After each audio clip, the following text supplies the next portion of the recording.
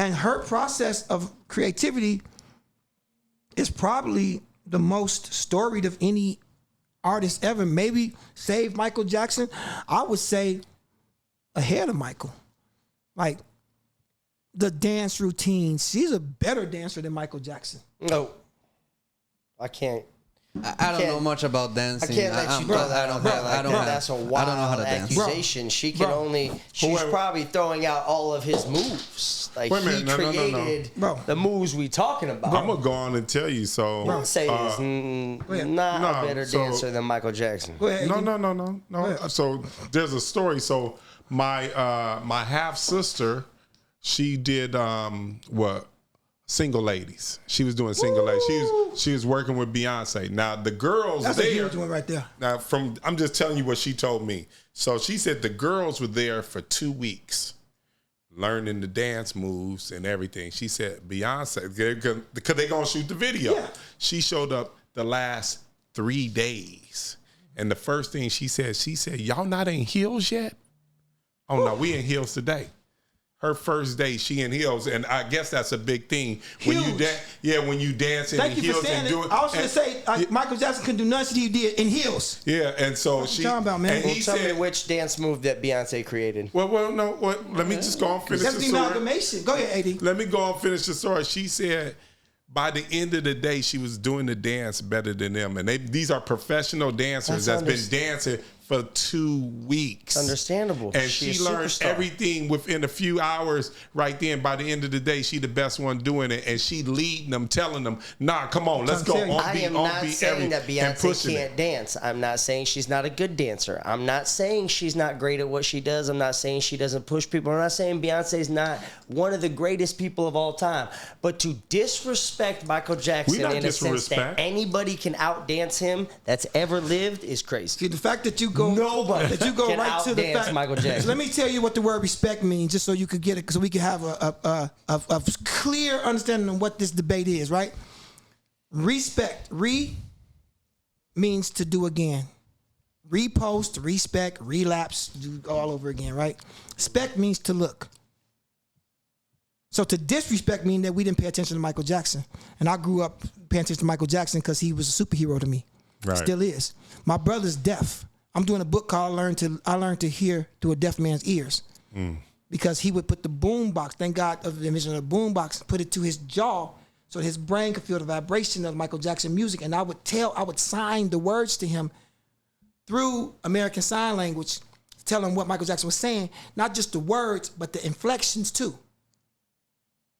So Michael Jackson, I had to study, I had to be studied of who Michael Jackson was, and was going to be, okay? Michael Jackson was an innovator. I would not say he's an inventor, because in the swing scene, moonwalking was there. You can go back and look at videos of black movies and videos.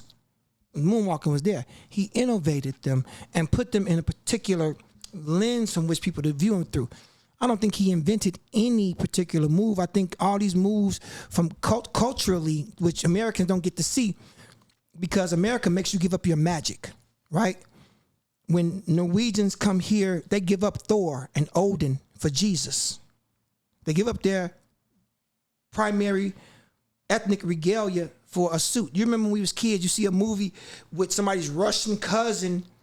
He comes over from Russia and people walking down the streets of New York, they laughing at him. Ha, ha, ha, ha. Then his cousin grabs him, takes him into a suit store. He comes out all bespoke. Yeah.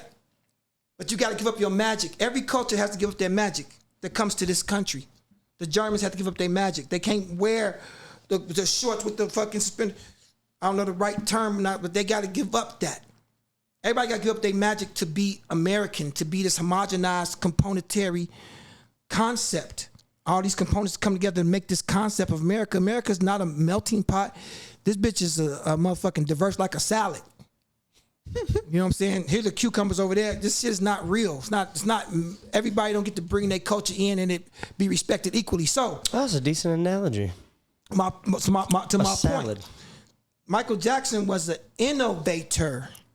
not an inventor, because these dances existed. Have you ever seen Baryshnikov? Maybe like white people can't dance. It's a fucking lie. I've been all over the world. Baryshnikov could damn near fly. He could damn near. You don't think ballet is dancing? Are you fucking crazy? That's what's called ballet dancing. But they said that to white people, like white people don't dance because they don't want you doing what niggas do, because your kids need to work in a sweatshop in 1852. And they bet not dance because they ain't got enough money for food to pay for those calories that it take to dance. You have been on vacation and you see the little European white kids dancing all fucking day, all night, boogieing, getting down. You're like, these little motherfuckers. But the American white kids be like, I can't dance with a badge. I can't dance. No, because you've learned culturally that's unacceptable, because that's what niggers do. That's what the fucking Mexicans do. That's what the Filipinos do. And you are different and better. So that's false, first of all, that Michael Jackson invented some shit, because human movement been here for as long as there's been humans. Because we didn't have to dance, or did we? We didn't have to sing, or did we? Is that part of life? Is that part of the experience of the joy of life? Is that life quality? Yes, quality of life. Dancing, singing, commiserating with one another. Is big actually when you look at those blue zones too. In the blue zones, dancing, singing, staying active till you get older and older and older, being in a community. Where the centennials are, that's where the centennials are, they do all the shit. Exactly. They dance for a long. They go out dancing when they're 80. They remarry when they're 75. They keep partners. They keep. I know what you're saying. Because the calf is the second heart. Yeah. Ooh, tell them. We talked about the second brain. Tell them about the second heart. The calf. That shit's what pumps it all. Calf back help up. just push it, brings it all the way back from the bottom, all the way up. That's the second heart. You got to keep that shit loose, limber. And if that's people that got knee problems, you really got calf problems, which makes you have ankle problems, make you have toe problems, which makes you have poor circulation. But they don't teach you that shit in school. Why would they? So to my point, Beyonce, the shit she doing, like I say, Michael Jackson was cold as fuck. Prince cold as fuck too. Some people say James Brown better than Michael Jackson. You know, some people say Hammer is better than James Brown. It's a matter of opinion. It's subjective, right? But I don't think Michael Jackson could do none of the shit he was doing in heels. Beyonce out this motherfucker. No, I mean, he did it in loafers. He did some loafers. He did some motherfucking loafers all day. I ain't gonna front. The penny loafers was the lick when I was a kid. You got you some motherfucking penny loafers. You was upstairs, boy. You was upstairs. So I just don't think that, like, Beyonce, you know, again, Beehive, you know, when I was doing Sandcastles, it's a long story, I ain't gonna go into that, but when we was doing Drunken Love Remix, that was the first time I really produced a song for Beyonce. Drunken Love Remix was the first time I ever produced a song for Beyonce. Like, deliberately, like, knew I was producing the song for Beyonce. Because Sandcastles didn't exist yet when we did Drunken Love Remix. So I was like, let's put this, you know, and just like, all you hearing this, without music being on, I've been drinking. I would say the most distinctive voice in the history of music for a woman, for me, is Beyonce Knowles. That alto, because usually our big singers be sopranos. Okay. Our big famous women that we love, they be sopranos. Yeah, Beyonce. An alto. Okay, go on. She a motherfucking alto, bro. Like, like we don't never make altos famous. But she's so cold. Shorty's so dope that we said, go ahead and be a famous alto. We don't get that. Church, maybe. Not famous. So, Malik, since you did mention Drunken Love, I was curious. So, you know, Future said that's his work. Is it his work? I mean, I don't think Future gonna lie. What would it behoove him to lie? You know, he don't have no credit on the song. Right. You know, and I don't know that Beyonce takes people's songs without giving them credit. She'll take the bulk of your song because she Beyonce. Right. And not but that's in your face, though. You're going to give it to her. Right. Oh, all day. You're going to be happy. Absolutely. Hey, Beyonce, can I keep 1%? She's like, yeah, baby. Keep you 1% of your shit. So I don't know if that happens or not. And I mean, I do think that creatives, you know, the creative content of the universe is going to be moving at a certain space, on certain Lagrange points where if you are creative, you tap into that space. Right. Your antenna taps into it. So some songs come out in the same time frame that sound similar. I think that. I don't think Future is lying. I think he really believes what he's saying. Yeah. But I just don't know Beyonce to deny it. I heard his version.